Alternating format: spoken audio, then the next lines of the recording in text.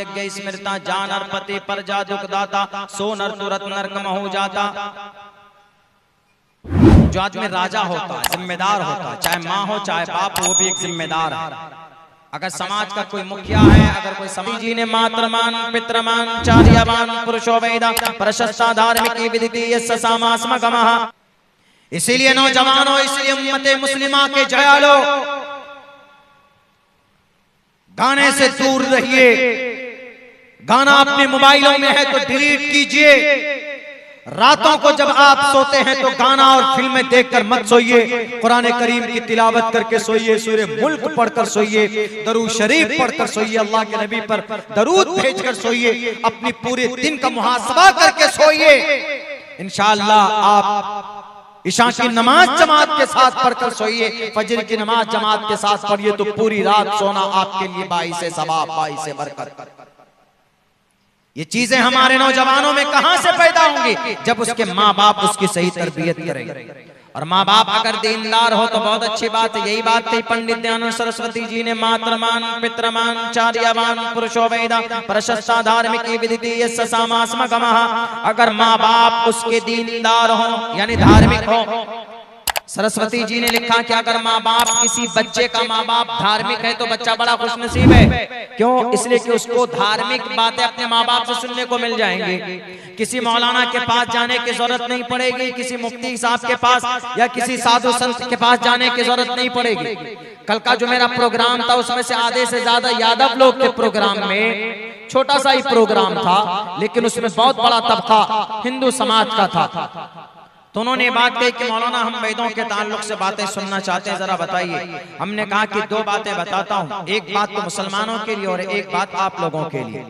हमने कहा कि शास्त्र की बात बताएंगे तो उस पर अमल करेंगे आप? उन्होंने कहा कि बिल्कुल अमल करेंगे। हमने कहा कि देखिए बोलते तो हैं लेकिन जल्दी अमल करते नहीं। मुसलमान भी उसी कैटेगरी में और आप भी उसी कैटेगरी में। बोला कैसे मौलाना? हमने कहा कि देखिए मुसलमान पूरा शहर मधुबनी 2, 2:30, 3 बजे रात में जाम है, एकदम बिल्कुल जाम। क्या? बस वही नारे, वही ढोल, वही धमाके, वही डिस्को, वही गाना। हमने कहा कि इस्लाम में ये चीज नहीं है। मुहर्रम के महीने में ये जितने भी हमारे नौजवान कर रहे हैं शरीयत के खिलाफ, बिल्कुल खिलाफ। शरीयत की बातें बताई जा रही है, कौन नहीं बताते? उलमा, तकरीबन हर मकतबे फिक्र के उलमा बताते हैं हमारे। अगर हमारे बरेलवी तबके में ऐसा है तो क्या बरेलवी मकतबे फिक्र के उलमा नहीं बताते? बताते हैं। देवबंदी मकतबे फिक्र में भी ये बीमारी कहीं कहीं पर है तो क्या नहीं बताते? बताते हैं हमारे उलमा। लेकिन नहीं मानते हमारे नौजवान, करते हैं फिर भी। तो ये उनकी हठधर्मी है, लेकिन उनके करने की वजह से शरीयत की बात बदली नहीं जा सकती, शरीयत की बात वहीं पर रहेगी। हमने कहा तो एक बीमारी हमारे नौजवानों में है, इस मुबारक महीने में जो काम करना वो करते नहीं, जो नहीं करना वो करते। हमने कहा कि ये बीमारी आप में भी है। आप में जितने भी बीएचपी के नौजवान हैं, आरएसएस के नौजवान हैं, वो सब नौजवान भी वो काम करते हैं जो शास्त्रों के अंदर नहीं। बोले क्या करते हैं? हमने कहा कि मातम ये वो भी जुलूस निकालते हैं ना, और उस जुलूस के अंदर में क्या बोलते? जय श्री राम, भारत माता की जय, बोलो जय श्री राम, जय जय श्री राम। हमने कहा कब से होगा? रामनवमी के मौके पर ये नारा लगाते हैं, रामनवमी के मौके पर जुलूस निकालते हैं। हमने कहा कि जैसे मुसलमान रात को 3 बजे जुलूस निकाल रहा है आशूरा मुहर्रम के 10 तारीख को, अगरचे ना बुखारी में है, न तिरमिजी में है, न मुस्लिम में है, न अबू दाऊद में है, न सुनन इब्न माजा में है, न सुनन नसाई में है, न शरीयत की हदीस की साए सित्ता में से किसी भी किताब में नहीं। साए सित्ता के अलावा और भी हदीसों की बड़ी मजबूत किताब है, ऑथेंटिक, उनके अंदर कहीं पर नहीं, कुरान करीम में कहीं नहीं। लेकिन फिर भी ये नौजवान करते हैं तो गुनाह करते हैं, शरीयत के खिलाफ करते हैं। और आपके यहाँ भी आपके शास्त्र के खिलाफ हो रहा, जुलूस निकालते हैं और जय जय श्री राम बोलते हैं। आप जय जय श्री राम बोलकर ये चाहते हो कि रामचंद्र जी खुश हो जाएगा। नारा लगाने से राम कभी खुश नहीं होता, जैसे नारे तकबीर बोलने से अल्लाह राजी नहीं होता। अल्लाह को राजी करना है तो क्या करना होगा? नमाज अदा करनी होगी। अल्लाह को राजी करना है तो क्या करना होगा? सूद से दूर होना पड़ेगा। अल्लाह को राजी करना है तो क्या करना पड़ेगा? झूठ छोड़ना होगा, ग़ीबत चुगलखोरी से तौबा करनी पड़ेगी, तब जाकर अल्लाह राजी होगा। शरीयत के मुताबिक जिंदगी गुजारनी होगी, तभी अल्लाह राजी होगा। वरना माइक में नारे तकबीर अल्लाहु अकबर के 100 दफा नारे लगा लो, अल्लाह इससे नाराज होता है, राजी नहीं होता। तकबीर से अल्लाह को राजी करना होता तो सिर्फ तकबीर ही चिल्लाते रहते सुबह शाम। क्या जरूरत है मस्जिद बनाने की? क्या जरूरत है नमाज अदा करने की? क्या जरूरत है ज़कात देने की? क्या जरूरत है रमजान के 30 रोजे रखने की? क्या जरूरत है ज़कात अदा करने की? बंद कर देते इन तमाम चीजों को, सिर्फ नारा लगाते। शरीयत में नारे का एक टाइम है, नारे का एक टाइम है, वो ये कि अगर जंग के मैदान में, जिहाद के मैदान में है तो जोश पैदा करने के लिए सहाबा नारा लगाते थे, नारे तकबीर अल्लाहु अकबर। तब लेकिन आज फैशन बन गया, हम मुसलमानों में भी चीखते हैं, जोर से नारा लगाते हैं, चलो अल्लाह राजी हो गया। जैसे हमारे हिंदू भाई लगाते हैं, रामनवमी के मौके पर जुलूस निकालते हैं और मस्जिद के सामने खड़े होकर जय श्री राम। रामचंद्र जी होते तो बहुत पीटते, बंदर बना देते मार मार कर कि नालायक। राम नवमी के मौके पर काम क्या करना? जैसे मुहर्रम में काम क्या करना? रोजा रखना, ज्यादा से ज्यादा अच्छा खाना पकाना, बस ये 2 चीज, और कोई काम नहीं, और कुछ है ही नहीं। ये 2 चीज। रामनवमी के मौके पर एक ही काम, जुलूस है ही नहीं। जय जय श्री राम, भारत माता की जय, ये है भी, ये कहीं से कहीं तक नहीं। सुबह सवेरे उठे, रामनवमी के दिन अच्छा कपड़ा पहने, सब लोगों को लेकर बैठ जाए एक जगह पर, कीर्तन भजन करे। पुराने लोग देखेंगे आज भी, जो पुराने लोग हैं हिंदू समाज में, वो आज भी कहीं पर बैठकर कीर्तन भजन करते हैं, सुंदरकांड का भजन करते हैं, गायत्री मंत्र का भजन करते हैं, राम हनुमान चालीसा का भजन करते हैं, ब्रह्म सूत्र का भजन करते हैं, शिव सूत्र का भजन करते हैं, ये सब करते हैं। कपड़े वगैरह पहन नहा धोकर आए, बैठे सब लोगों को लेकर, सब परिवार के टोटल फर्द को, छोटा बच्चा सब बैठ जाएं कहीं पर एक जगह पर गोलंबर बनाकर, उसके बाद में कीर्तन शुरू कर दीजिए, भजन शुरू कर दीजिए रामनवमी के मौके पर। ये है, शास्त्रों में इतनी बात तो है, उनके शास्त्रों में, हमारी शरीयत में नहीं। हमारी शरीयत में तो हमारी शरीयत में जो हमारे लिए बात है कही गई है वो हम नहीं करते। उनके यहाँ बस इतनी, उनके शास्त्र में, रामायण में, वाल्मीकि रामायण में है कि रामचंद्र जी जिस दिन पैदा हुए उस दिन उनके आने की खुशी में उनके लिए अच्छे अच्छे सूत्र पढ़े जाए, उनके औसाफ बयान किए जाए, उनके लिए ब्रह्मा सूत्र पढ़ा जाए, उनके लिए गायत्री मंत्र पढ़ा जाए, उनके लिए शिव मंत्र पढ़ा जाए, उनके लिए हनुमान चालीसा पढ़ा जाए। तो उससे ये होगा कि पुण्य बढ़ेगा उनका, ये बातें मिलती। लेकिन आजकल बिल्कुल अलग हो गया। हमने ये बात कल कही, हमने कहा कि आप भी शास्त्र के खिलाफ, जैसे हमारे मुसलमान शास्त्र के खिलाफ अपने कुरान और हदीस के खिलाफ करते हैं, वैसे आप भी करते हैं। और जब ऐसा होने लगे तो अल्लाह तबारक व तआला फिर जालिम बादशाहों को मुसल्लत करते हैं आप पर, जालिम बादशाहों को मुसल्लत करते हैं। क्यों? क्योंकि अमल गंदा हो चुका है। ज़हरल फसादु फिल बर्रि वल बहरि बिमा कसबत ऐदिन नास। जब इंसानों का अमल गंदा होता है, जब इंसान गलत करता है, जब इंसान कोई गलत चीजों को सही समझकर उसको करता है तो अमल खराब हुआ। जब अमल खराब होता है तो अल्लाह तबारक व तआला के तरफ से उसके इस बुरे अमल की वजह से फसाद पैदा होते। ज़हरल फसादो फिल बर्रि वल बहरि, खुश्की में, समंदर में जो भी फसादात है आमाल बद की वजह से वो सब फसादात। मेरे हिंदू भाइयों, आप भी मुजरिम हैं अगर आप रामायण रामचरितमानस के खिलाफ आपकी जिंदगी गुजरती। क्यों नहीं रामनवमी के मौके पर आप कीर्तन भजन करते हैं? क्यों नहीं आप गायत्री मंत्र आपको याद है? 3 दिन पहले हमारे चैम्बर में एक लेडीज आई, उन्होंने हमसे कहा कि मौलाना साहब 10 रुपए दीजिए, पूजा फला देवी माता का पूजा करना। हमने कहा कि दूंगा सही, एक मंत्र पढ़कर सुनाओ हमको। बोला कौन सा मंत्र? हमने कहा गायत्री मंत्र पढ़कर सुनाओ। बोला नहीं आता। हमने कहा ब्रह्मा सूत्र पढ़कर सुनाओ। नहीं आता। हमने कहा हनुमान चालीसा तो आता। बोला नहीं आता। ब्रह्मा सूत्रे कम्मा ब्रह्म द्वितीयो नास्ते नेहना नास्ते किंचन कमेव मद्वियत्तम गायत्री मंत्र ओम भूर्भुवस्वाहा तत्सवितुर्वरेण्यं भर्गो दिशि दिवस्य धीमहि धियो यो नः प्रचोदयात्। हनुमान चालीसा। जय हनुमान ज्ञान गुण सागर, जय कपीस देवलोक उजागर, रामदूत अतुलित बलधामा, अंजनी पुत्र पवन सुत नामा और शिव पुत्र। ओम नमो भगवते वासुदेवाय विश्वेश्वरा आदि पुरुष अपरंपार अल्लेख पुरुषा नमः। ये पढ़ना चाहिए उनको रामनवमी के मौके पर, लेकिन याद ही नहीं होता। जैसे हमारे मुस्लिम नौजवानों को याद नहीं। ये जितने भी नौजवान डंडा उड़ाते हैं ना रातों में, इनसे पूछ लीजिए कि बेटा जरा सूरह फातिहा सुनाओ, तो नहीं, दाएं बाएं झांकेंगे। उनसे कह दीजिए कि जरा बेटा कुनूत नाज़रा ये दुआए कुनूत सुना दो, तुम नानी मर जाएगी, कभी सुना नहीं सकती दुआए कुनूत। कुनूत क्या है? दुआए कुनूत क्या? बेटा दरूद शरीफ सुना दो, तो कभी नहीं। इस पर जतन नहीं करते।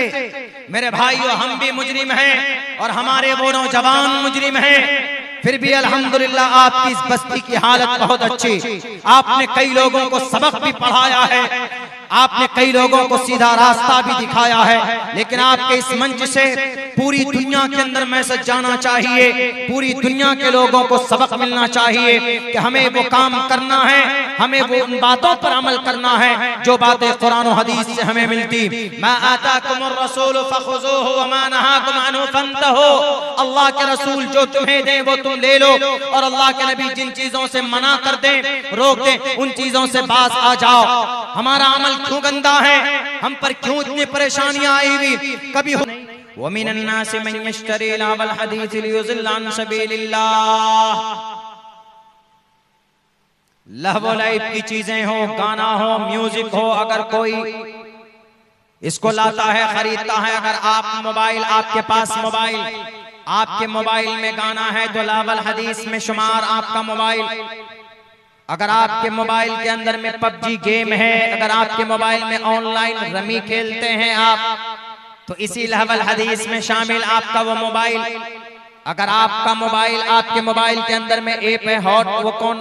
जियो हॉट स्टार, जिसके अंदर रात को बैठकर आप क्रिकेट देखते हैं, तो ये आपका मोबाइल लहवल हदीस में शामिल। नाजायज और हराम आपका मोबाइल का इस्तेमाल करना। जुआ है, जुआ। मोबाइल के जरिए से जो टीम बनाता है ना हमारा नौजवान, माई 11 सर्कल ऐप पर टीम बनाते। एक टीम बनाने में कितना पैसा लगता है? 50 रुपए लगता है। और एक नौजवान एक टीम बनाने पर इक्तिफा नहीं करता, 2-2, 3-3, 4-4, 5, 6, 7, 8, 9, 10 टीम बनाता है। लॉलीपॉप क्या दिया जाता है कि 3 करोड़ रुपए मिलेंगे, थार गाड़ी मिलेगी, फट से टीम बनाओ, झट से जीत जाओ। और हमारा बेवकूफ नौजवान 50 रुपए की टीम लगाते, सोचा कि 1 में नहीं, 2 में नहीं, 3 में नहीं, कम से कम 10 टीमें बनाऊंगा, कोई ना कोई एक टीम के जरिए जीत गया। आपको बेवकूफ बनाया जाता है, ये सारी चीजें प्लान होती। ये जितने भी एक्टर और एक्ट्रेस और ये जितने भी सेलिब्रिटी हैं, एक नंबर के फ्रॉडी, एक नंबर के जुआरी हैं। ये जुआरी कौम और समाज के ऊपर जब कभी आफत आती है तो ये निकलकर मैदान में नहीं आते और आपसे 50-50 रुपए लेकर आपसे गुनाह करवाते। गुनाह है मेरे नौजवानों, गुनाह। बेखौफ होकर अदब के साथ कहना चाहता हूं, अल्लाह का कुरान कहता है, इन्नमल खम्रु वल मैसिर वल अंसाब वल मैसिर, जुआ और खमर और शराब हराम है, हराम रिज्सुम मिन अमलि शैतान, इसकी कोई इजाजत, कोई गुंजाइश नहीं। आज हमारे भारत में अलग अलग कानून बनते हैं। मुल्क हिंदुस्तान में कानून बना वक्फ के ऊपर, अभी चल रहा है, एहतजाज चल रहा है इसके ऊपर। खूब वक्फ की प्रॉपर्टी आपके बंगाल के अंदर भी तकरीबन 80-82 हजार वक्फ की प्रॉपर्टी आपके बंगाल में, वक्फ की प्रॉपर्टी 82 हजार एकड़ जमीन है बंगाल में। नहीं मालूम है हम लोगों को भी कहां कहां पर है। क्यों? उनको कुछ लोगों ने दबाया हुआ, कुछ तो नेता दबाए हुए हैं, कुछ हमारे मुसलमानों में पावरफुल आदमी दबाए हुए, उसका नाजायज इस्तेमाल किया हुआ। हालांकि जो चीज दान दी जाती है अल्लाह के नाम पर बंदगाने खुदा की फायदे के लिए, उसके ऊपर कोई कब्जा कर सकता, किसी का कब्जा करना जायज है? बिल्कुल जायज नहीं है। उसको इस्तेमाल करना जायज है, पर्सनल काम के लिए बिल्कुल जायज नहीं है। आपकी ये मस्जिद है, आपने माशाअल्लाह पिछले 5-6 साल के अंदर इतनी आलीशान मस्जिद बना दी। उस वक्त भी मैं आया था, पहले मर्तबा जब हजरत कारी साहब ने दावत दी थी, उस वक्त ये मस्जिद नहीं थी, पहले छोटी वाली मस्जिद थी, मैंने उसमें भी नमाज अदा की। अब तो अल्हम्दुलिल्लाह बड़ी आलीशान मस्जिद आपने बनाई। मस्जिद की जमीन किसी ने दी होगी किसी जमाने में। अब इस मस्जिद की जमीन का या मस्जिद के नाम पर कोई जमीन दूसरी जगह है या कोई मकान है, अब अगर मुतवल्ली ये चाहेगा कि मैं तो मुतवल्ली हूँ, मैं सेक्रेटरी हूँ, मैं सदर हूँ, मैं जमीन के इस हिस्से को मस्जिद की जमीन के मस्जिद की अलग जो जमीन बची हुई इसको मैं बेच सकता हूँ? जायज है? नहीं बेच सकता। परमिशन पूरे गांव वाले भी मिलकर अगर उस मस्जिद की जमीन या मस्जिद की का घर या मस्जिद की कोई भी प्रॉपर्टी, वक्फ की भी कोई भी संपत्ति न सदर बेच सकता है न कोई खरीदने वाला खरीद सकता, उसकी इजाजत नहीं शरीयत के अंदर। जो चीज दान हो गई हो गई। अल्लाह के नाम पर जो चीज दान हो जाए उसकी खरीदी बिक्री नहीं होती, कभी भी नहीं, क़यामत तक नहीं। लेकिन भारत में ऐसा हुआ तो इसीलिए अल्लाह तबारक व तआला ने कानून ला दिया तुम्हारे पर। लो तुम बहुत खा रहे थे ना, अब हम तो कानूनी एतबार से खिलाएंगे लोगों को। आओ कितना खाते हो? 9.5 लाख एकड़ जमीन में से 4.5 लाख एकड़ प्रॉपर्टी वक्फ बोर्ड में रजिस्टर है, बाकी सब गायब पेट में। एक आदमी बोलता है कि अरे मौलाना क्या जरूरत है? आपके कुरान में तो कहीं वक्फ के ताल्लुक से चर्चा ही नहीं, आपके कुरान करीम के अंदर कहीं वक्फ के ताल्लुक से बातें नहीं कही गई है। आप मौलाना लोग तो खामखा आवाम को भड़काते हैं, आ जाते हैं श्यामपुर में और यहाँ पर लोगों से कहते हैं चलो कलकत्ता भरो, मैदान भरो, वहां पर वक्फ की प्रॉपर्टी को बचाना। आपका जो शास्त्र है, आपका जो कुरान है, जरा उस कुरान में बताइए तो कहाँ पर है वक्फ की प्रॉपर्टी? दिखाइए जरा। वक्फ के बारे में कहाँ है? आपके कुरान में कहीं है ही नहीं, आपके हदीस में भी नहीं है, कहीं पर लफ्ज वक्फ है ही नहीं। ये मीडिया वाले ज्यादा उछालते, लोगों को कंफ्यूज करते, हालांकि उन्हें नहीं मालूम। हमने कहा कि अरे हमारे कुरान तो छोड़ो, अपने ग्रंथ को पढ़ लो, अपने ग्रंथ में, आपके भी ग्रंथ में। हमने कहा हमारे कुरान में देखिए, पढ़िए, लन तनालुल बिर्रा हत्ता तुनफिकू मिम्मा तुहिब्बून व मा तुनफिकू मिन शैइन फइन्नल्लाह बिही अलीम। लन तनालुल बिर्रा हत्ता तुनफिकू मिम्मा तुहिब्बून। आप अगर अपनी पसंदीदा चीज को जब तक अल्लाह के रास्ते में खर्च नहीं करेंगे, तुनफिकू, यही वक्फ है, यही दान है। ज़ालिकल किताबु ला रैब फीहि हुदल लिल मुत्तक़ीन अल्लज़ीना युमिनूना बिल गैबि व युक़ीमूना स्सलाता व मिम्मा रज़क़नाहुम युनफ़िक़ून। हमने जो उनको पैसे दिए, जो रोजी दी, जो माल दिए, जो दौलत दी, हमने उनमें से वो खर्च करते हैं। मुत्तकी उन्हीं को कहते हैं।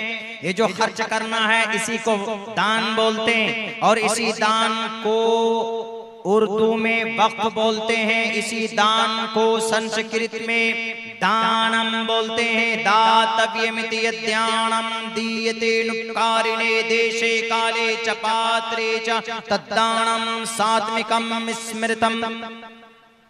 बाबरी मस्जिद की जगह पर राम मंदिर बनाया गया, 11 अरब रुपए जमा हुए। 11 अरब वो जो रुपए जमा हुए हिंदू भाइयों ने दिए, तो उसको क्या बोलेंगे? श्रीमद् भगवद गीता अध्याय 17 मंत्र नंबर 20 है। दातव्यमिति यद्यानम दीयते नुक्कारिणे देशे काले च पात्रे च तद्दानम सात्विकम स्मृतम। अगर मोहल्ले में, समाज में कोई जरूरतमंद है, उसकी जरूरत पूरी करना दान है। अगर समाज में, गांव में कोई अगर गरीब है, उसके सर पर छत नहीं है, तो छत का इंतजाम करना दान है। अगर कोई किसी की जरूरत के मुताबिक उसको पैसा देता है, तो उसका पैसा देना दान है। अगर कोई मदरसे के नाम पर, पाठशाले के नाम पर जमीन अलाट कर देता है, तो दान है।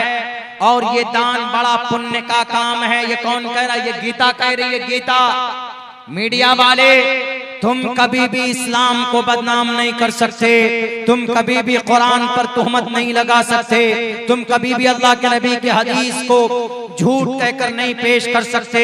जब तक अब्दुल्ला सालिम जैसा तालिब इल्म रहेगा, वहाँ कुरान के साथ साथ इंशाअल्लाह तुम्हारे ग्रंथों से भी वो बात साबित करके दिखाऊंगा।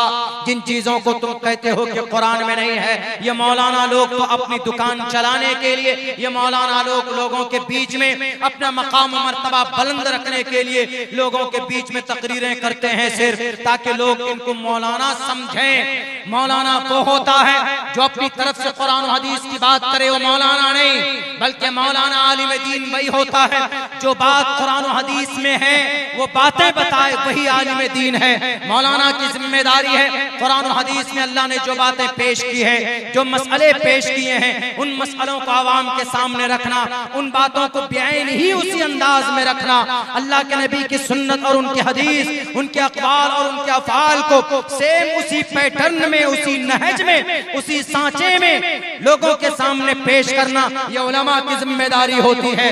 इसीलिए ये 9 साल तक मदरसे में पानी जैसी पतली दाल खा पी कर ये ऐसी तालीम नहीं हासिल करते, तब जाकर एक आलिम दीन बनते हैं। इतना आसान नहीं, तुम्हारे तरफ बेईमान नहीं है कि 2-3 साल तक जनाब किसी यूनिवर्सिटी के अंदर डिग्री ली और हाथ में माइक लिया और अपने डुप्लीकेट खुदाओं के चप्पल और उनके तलवे चाटने लगे और फिर कुरान पर इल्जाम लगाते हो, शरीयत पर इल्जाम लगाते हो। कुरान और हदीस की वो बातें जो पेश की गई है वो कयामत तक रहेगी, उसके अंदर कोई आलिम दीन तब्दीली नहीं कर सकता है, कोई भी आलिम दीन अपनी तरफ से कोई बात पेश नहीं कर सकता। लेकिन मेरे भाइयों, अफसोस का मकाम तो ये है ना कि इतना अच्छा निजाम और सिस्टम गवर्नमेंट आ जाती है किस पे उंगली करने के लिए, कह रहे नहीं वक्फ के ऊपर जो कानून बना है ये कानून बनना चाहिए, इसलिए कि इसके अंदर बड़ी गड़बड़ी थी। यकीनन गड़बड़ी थी, हमारे लोगों ने हमारी वो जमीनें बेची जो अगरचे शरीय एतबार से नहीं बेच सकते, गड़बड़ी थी, लेकिन उसकी इस्लाह की जाए, उसको और लूटने के लिए कानून न बनाया जाए। और हमने बताया कि इसकी दलील, वक्फ की दलील कुरान में भी है, वक्फ की दलील हमारे हिंदू भाइयों के ग्रंथों में भी है। और आप राजा हैं, राजा की क्या जिम्मेदारी होती है? जो राजा होता है उसकी बड़ी जिम्मेदारी भी होती है, जो कौम और समाज का लीडर होता है उसकी एक बड़ी जिम्मेदारी भी होती है। उसके ताल्लुक से एक 2-3 मंत्र मैंने पढ़ा था। राजा तो धर्मस्य तो स्यात् प्रजानाम चोपकारक राज्यम धर्मेण यो भारतास राज्यानाथ यज्ञ स्मृता जानरपति प्रजा दुखदाता सो नर तुरत नरकम हो जाता। जो आदमी राजा होता है, जिम्मेदार होता है, चाहे माँ हो चाहे बाप हो, वो भी एक जिम्मेदार है। अगर समाज का कोई मुखिया है, अगर कोई समाज का कोई प्रधान है, कोई एमएलए है, कोई एमपी है, उसकी भी जिम्मेदारी होती है। क्या जिम्मेदारी होती? राज्यम धर्मेण यो भारतास राज्यानाथ यज्ञ स्मृता। जो जिम्मेदार व्यक्ति होता है उसकी जिम्मेदारी ये होती है कि अगर वो आवाम के लिए कोई ऐसा कानून बनाए जिससे लोगों को नुकसान नहीं पहुंचना चाहिए, तो हकीकी राजा वही कहलाता है।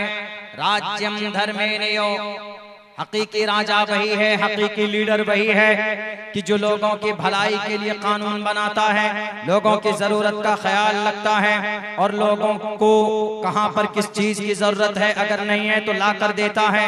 और इसकी मिसाल और इसका एग्जाम्पल हमें जनाब मोहम्मद रसूलुल्लाह सल्लल्लाहु अलैहि वसल्लम की जिंदगी में मिलती है, और हमें उमर फारूक रजी अल्लाह तआला अन्हु के जमाने में मिलती है, और हमें हजरत हुसैन रजी अल्लाह तआला अन्हु के जमाने में मिलती। हजरत हुसैन रजी अल्लाह तआला अन्हु अगरचे वो अमीर नहीं बने, वो खलीफा नहीं बने, आप अलैहिस्सलातु वस्सलाम, आप जनाबे मोहम्मद रसूलुल्लाह के चहीते, आपके नवासे हजरत हुसैन रजी अल्लाह तआला अन्हु अपने घर में रहते। जब उनको पता चलते कि फला समाज में, गांव के अंदर में एक घर है, उसके पास अनाज नहीं है, उसके पास आटा नहीं है, तो पता है क्या करते? रातों में कंधे पर ऐसे उठाते और इस तरीके पर पकड़ते, बोरी को इस तरह पकड़कर कंधे पर उठाकर ऐसे मुड़कर चलते जाने के बाद उस घर के दरवाजे के सामने, उसके गेट के सामने लाकर रखकर वापस आप आ जाते। आप हजरत हुसैन रजी अल्लाह ताला अन्हु की इस हालत को, इस सिफत को देखकर सहाबा किराम ने कहा कि ये तो अबुल यतामा अबुल मसाकीन है। हजरत हुसैन का एक नाम अबुल मसाकीन भी है। लोगों की मदद करना, लोगों की जरूरत का ख्याल रखना। और हजरत उमर फारूक रजी अल्लाह ताला अन्हु के जमाने में सैकड़ों ऐसे वाकयात हैं। हजरत उमर फारूक रजी अल्लाह ताला अन्हु को अल्लाह ने वो मकाम दिया, वो मर्तबा दिया। हालांकि जलाली थे, इनकी जलाल का ये नतीजा ये आलम था कि शैतान इनको देखकर 40 कदम पहले से अपना रास्ता बदल देता था कि उमर फारूक आ रहा, अभी कहीं हमारी क्लास न ले ले। लेकिन वो उमर फारूक रजी अल्लाह ताला अन्हु रातों को निकलते थे तने तन्हा, सर पर कपड़ा डालकर निकलते कि कौन से घर के अंदर भूखमरी है, जरा दिखा, जरा पता तो चले। इसलिए कि अमीर मैं हूँ, जिम्मेदार मैं हूँ, मैं एमएलए हूँ, मैं एमपी हूँ, मैं प्रधान हूँ, मैं वार्ड काउंसलर हूँ। मेरी जिम्मेदारी ये बनती है आज के इन ओहदा परस्त लोगों को, इन ओहदेदार लोगों को फिक्र होती नहीं होती, बल्कि कौम और समाज के लिए अगर कुछ आता है तो उसको भी खाने की कोशिश करते। अगर किसी के लिए इंदिरावास का माल आता है उसमें भी 40,000 रुपए तक का कमीशन लेते। अगर किसी को राशन कार्ड बनवाना हो तो 5,000 रुपए का घूस जब तक नहीं पकड़ाएंगे तो आपका राशन कार्ड नहीं बनेगा। अगर आपका डेट ऑफ बर्थ, अगर बर्थ सर्टिफिकेट बनाना हो, 30-35 साल का नौजवान है तो जब तक 5 से 10,000 रुपए खर्च नहीं करेगा तो नहीं बनेगा। आज सर्वे का काम बिहार में चल रहा, बिहार में अगर केवाला मोटेशन कराना हो तो जब तक 20 से 25,000 रुपए घूस नहीं दिया जाता कर्मचारी को तो वो बेईमान आदमी कभी उसके केवाला को मोटेशन नहीं करता। आज तो ये आलम है इन राजाओं, इन ओहदा परस्तों की, ये लोगों के खून को चूसते हैं और लोग मजबूर हो जाते हैं तब बंधन बैंक के सामने जाकर सजदा करते कि हमें आप बंधन लोन दे दीजिए, हमें आप ग्रुप लोन दे दीजिए। मेरे भाइयों, मेरे नौजवानों, मेरे समाज के बहू बेटियों, लोन लेकर ये सूदी कारोबार है, हराम है, हराम है। अल्लाह के नबी ने फरमाया अगर तुम्हारे घर में चौखट है और उस चौखट को बेचकर तुम अपने बच्चे और बेटियों और अपने परिवार की परवरिश कर सकते हो तो चौखट बेच देना, खिड़कियां बेच देना, लेकिन तुम कभी सूद मत लेना। इसलिए कि अल्लाह ने अगर जंग का ऐलान किया है किसी गुनाह पर तो वो सूद पर किया। क्या आप सोचते हैं कि बंधन बैंक वाला आपको फ्री में देता? अरे नहीं, अगर आप 50,000 रुपए लेते होंगे तो मेरे ख्याल से 15 से 20,000 रुपए वो आप पर सूद का इंटरेस्ट का डालता होगा। और जहां पर सूद लेना हराम, सूद देना हराम, सूद लिखना हराम, सूद पर गवाह बनना हराम है।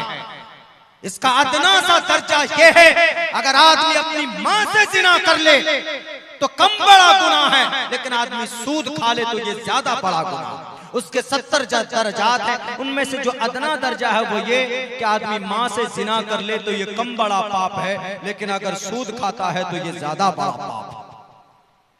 किनकी वजह से इस उम्मत को इस दहलीज पर पहुंचाया? हमारे बड़े, हमारे जितने भी कौम और समाज के इख्तिदार पर सियासत में लोग बैठे हुए ये भूल चुके हैं आवाम को। राज्यम धर्मेण यो भारतास्य राज्यानाथ यज्ञ स्मृतः। लीडरों को चाहिए कि ऐसा काम करे कि जिससे लोगों को आसानी हो। ये बात कही गई, अगरचे प्रश्न, अगरचे ये मनुस्मृति का मंत्र है, लेकिन बात बहुत अच्छी कही गई है, बात सबक आमोज है। अगरचे मनुस्मृति के अंदर ये बात कही गई, उमर फारूक रजी अल्लाह ताला इसी डर से, इसी खौफ से कि कहीं कोई भूखा न रह जाए, उमर फारूक रजी अल्लाह ताला एक मौके पर आप एक मैदान में निकल गए, देखा कि एक सवारी, एक आदमी आया, उसके साथ उसकी बीवी है, वो वहां पर खेमा डालकर रुका हुआ है, बीवी की आवाज आ रही है, चीख रही है दर्द से। उमर फारूक जब पहुंचते हैं तो उस आदमी से कहते हैं कि भाई जरा बताओ क्या परेशानी है, ये औरत क्यों चीख रही है? उसने कहा ये तो बाद में बताऊंगा, पहले कल कयामत में गिरबान पकड़ूंगा अमीरुल मोमिनीन का, उसकी प्रजा, उसका आवाम यहाँ परेशान है, लेकिन उस आराम की नींद सो रहा होगा अमीरुल मोमिनीन। उमर फारूक वहीं पर पहचानता नहीं था। उमर फारूक ने कहा कि बेट बता दो अच्छा परेशानी क्या है? कहा कि मेरी बीवी दर्द ज़ह में मुब्तला है।